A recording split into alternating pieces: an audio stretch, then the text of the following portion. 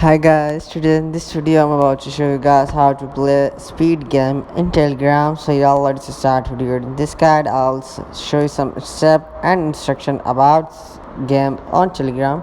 So playing games on Telegram can be either all the games can be found on the chat interface with no need to download additional content.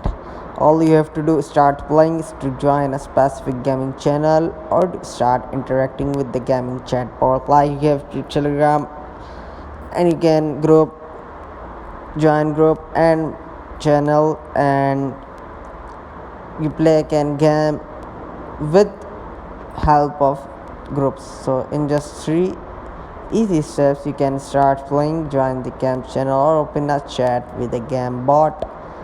You have to open your game bot and play this game. Click on the game's link or send a command to the bot. So yeah guys, this is how you can do it. That's it guys, see you in the next video. Bye.